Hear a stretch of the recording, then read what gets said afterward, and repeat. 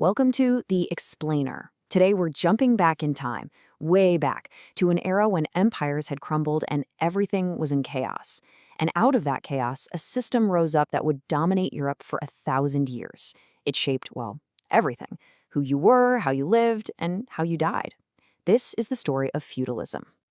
To really get why a system like feudalism even existed, you have to start with a pretty basic question. What happens when governments collapse? I mean, when there's no army, no police, nobody in charge to protect you, who do you turn to?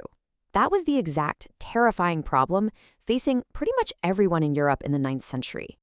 The answer, as it turns out, was born from pure, unfiltered chaos and fear. With the great Roman Empire a distant memory, Europe was just a collection of fractured, vulnerable little kingdoms. It became, literally, a continent under siege.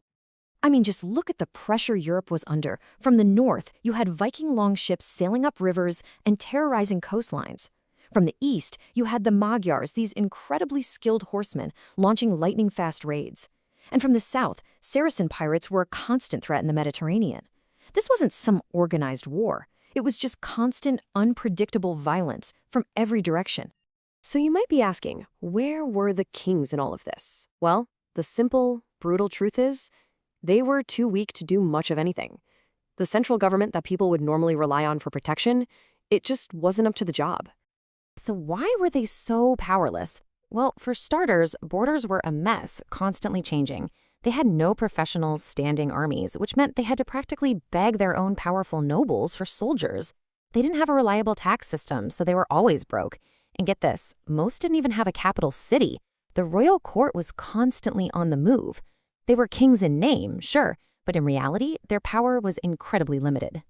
So, out of this huge power vacuum and this constant state of fear, a new system started to take shape. It wasn't designed by some committee, it grew organically from the ground up, basically out of desperation. It was called the feudal bargain. So, what exactly is feudalism? At its absolute heart, it's a system built on personal promises. Since the king couldn't protect everyone, power became local. It was all about a direct, personal relationship of mutual loyalty. You protect me, and I'll serve you.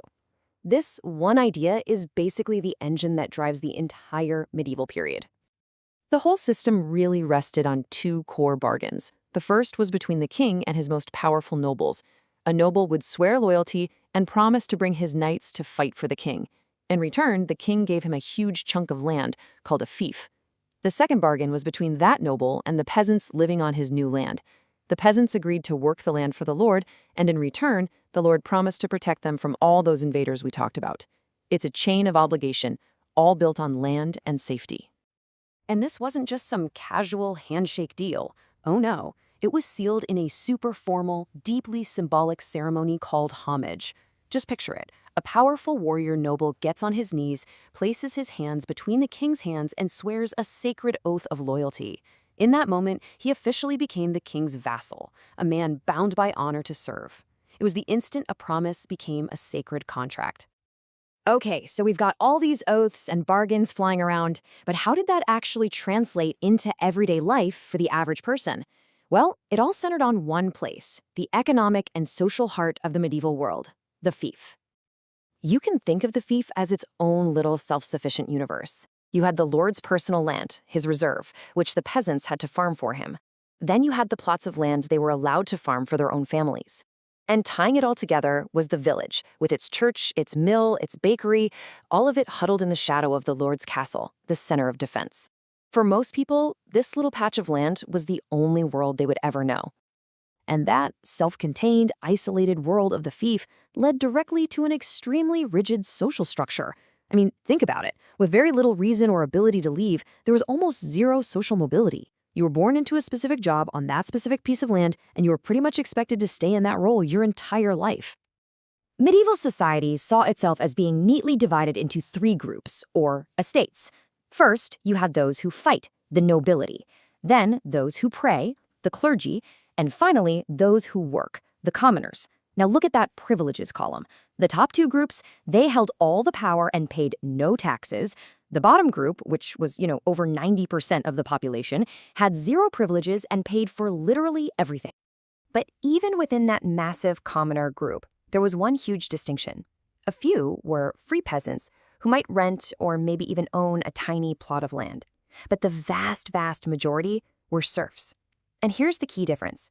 A serf wasn't a slave, you couldn't be bought or sold, but you also weren't free. You were legally tied to the land. You couldn't leave, you couldn't get married, you couldn't even pass down your own stuff without the Lord's permission. And it was hereditary. If your parents were serfs, congratulations, you were born a serf. But there was another power in Europe, one that was often bigger than the kings, bigger than the most powerful nobles. An institution that had incredible wealth, massive influence, and authority over the soul of every single person, from the poorest serf to the king himself. 1/3. At its peak, the Catholic Church owned a staggering 1/3 of all the land in Europe. Just let that number sink in for a second. In a system where land was power, the Church was the biggest, most powerful landowner on the entire continent. Period. And the Church's power went way beyond just land. The Pope in Rome claimed he had authority over every Christian, and that included kings. Bishops and abbots acted just like feudal lords on their own massive estates. They collected a mandatory 10% tax from everyone, called the tithe. And they held the ultimate weapon, excommunication. Being kicked out of the church didn't just mean you were doomed in the afterlife. For a king, it meant political ruin. So how do you communicate that kind of immense, overwhelming power to a population that mostly can't read or write?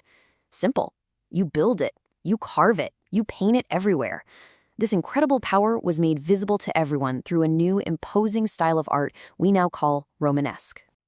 There was a really powerful psychology behind this architecture. Romanesque churches were built of heavy stone with these incredibly thick walls and rounded arches. They were dark, they were solid, they almost looked like fortresses. The goal here wasn't to be pretty, it was to inspire awe. The design was meant to make you feel small and mortal in the face of God's huge eternal power. And the art inside those churches, it served a very clear purpose. It was a visual Bible. The paintings and sculptures told stories from Scripture. They used techniques like hierarchical perspective, where Jesus or a saint would be physically way bigger than everyone else, not to be realistic, but to show who was most important. These solemn, intense figures were there to teach, to inspire, and definitely to warn. And that brings us right back around to where we started. Feudalism was born from a desperate need for security in a really violent world. It created a society built on rigid obligation, where the huge majority of people treated their personal freedom for the simple promise of protection. And it leaves us with this timeless bargain, a question that is just as relevant today as it was 1,000 years ago. Is security worth the price of freedom?